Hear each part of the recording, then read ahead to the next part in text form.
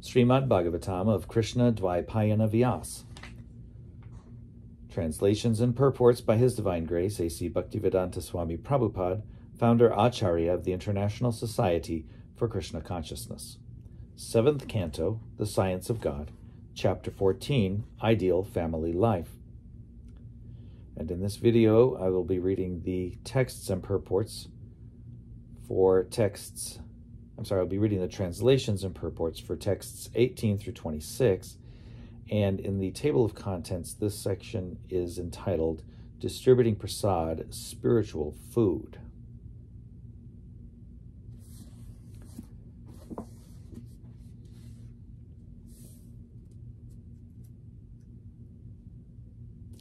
Text 18. Therefore, my dear king, first offer prasad unto the Brahmins and the demigods, and after sumptuously feeding them, you may distribute prasad to other living entities according to your ability. In this way, you will be able to worship all living entities, or in other words, the supreme living entity within every living entity. Purport. To distribute prasad to all living entities, the process is that we must first offer prasad to the Brahmins and the Vaishnavas, for the demigods are represented by the Brahmins. In this way, the Supreme Personality of Godhead, who is situated in everyone's heart, will be worshipped. This is the Vedic system of offering prasad. Whenever there is a ceremony for distribution of prasad, the prasad is offered first to the Brahmins, then to the children and old men, then to the women, and then to animals, like dogs and other domestic animals. When it is said that Narayana, the Supreme Being, is situated in everyone's heart, this does not mean that everyone has become Narayana, or that a particular poor man has become Narayana. Such a conclusion is rejected herein. Text 19. A Brahmin who is sufficiently rich must offer oblations to the forefathers during the dark moon fortnight in the latter part of the month of Bhadra.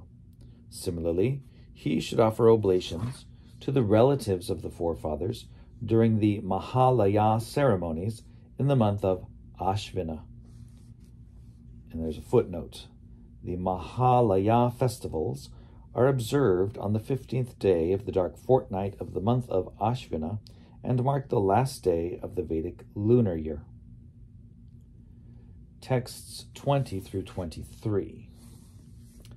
One should perform the Shraddha ceremony on the Makara Sankranti, the day when the sun begins to move north, or on the Karkata Sankranti, the day when the sun begins to move south.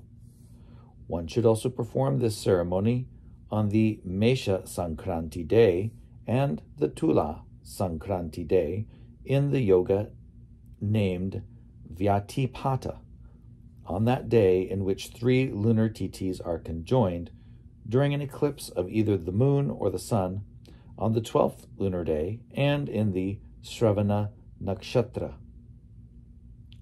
One should perform this ceremony on the Akshaya Tritiya day, on the 9th lunar day of the bright fortnight of the month of Kartik.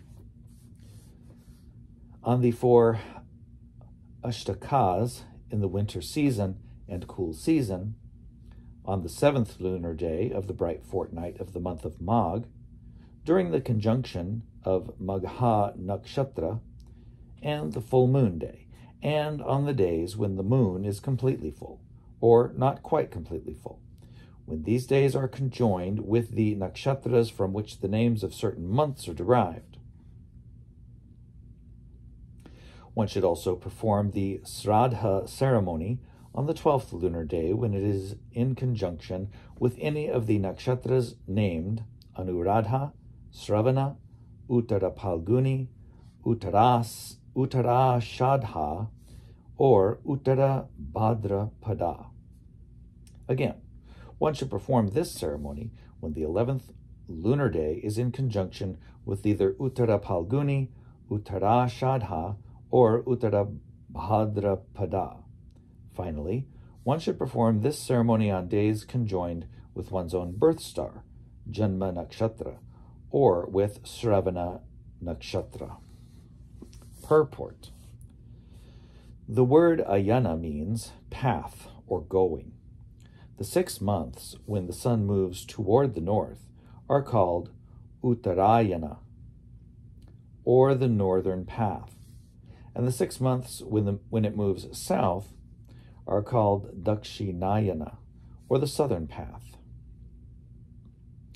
These are mentioned in Bhagavad Gita 8:24 through 25. The first day when the sun begins to move north and enter the zodiacal sign of Capricorn is called Makara Sankranti, and the first day when the sun begins to move south and enter the sign of Cancer is called Karkata Sankranti. On these 2 days of the year, one should perform the Shraddha ceremony. Vishuva or Vishuva Sankranti means Mesha Sankranti, or the day on which the sun enters the sign Aries.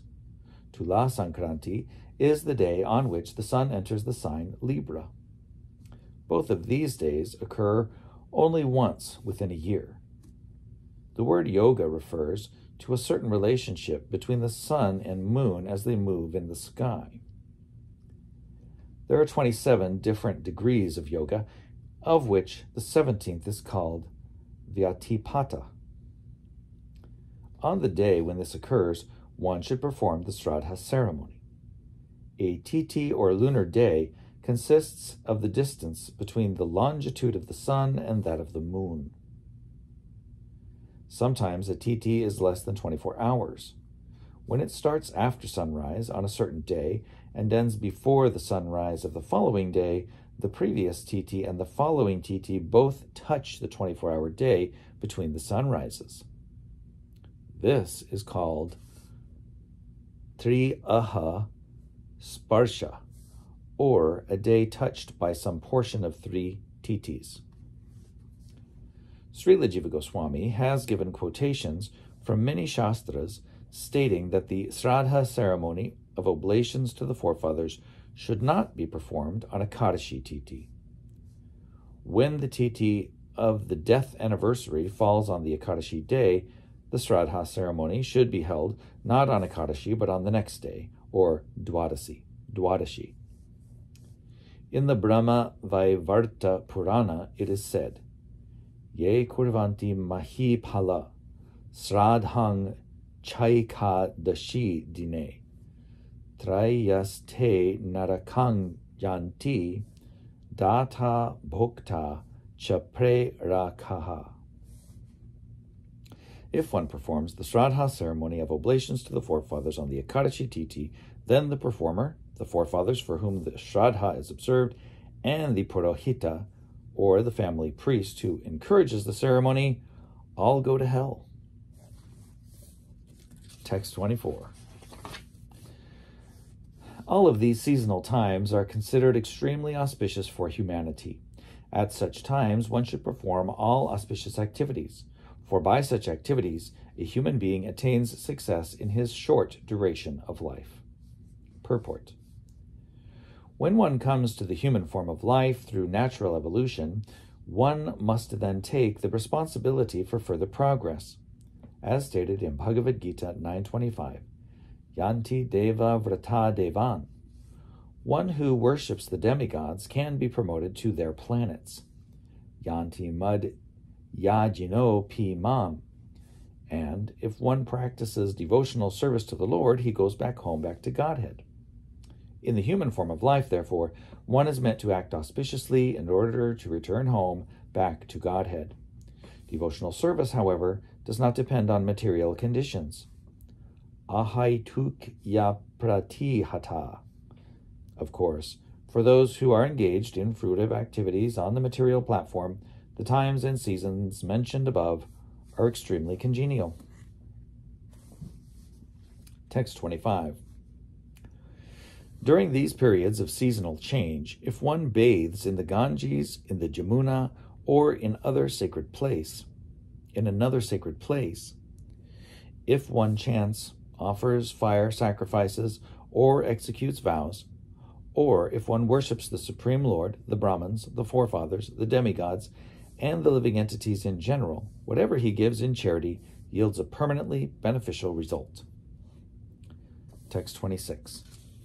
O King Yudhishthir, at the time prescribed for reformatory ritualistic ceremonies for oneself, one's wife, or one's children, or during funeral ceremonies and annual death ceremonies, one must perform the auspicious ceremonies mentioned above in order to flourish in fruitive activities. Purport.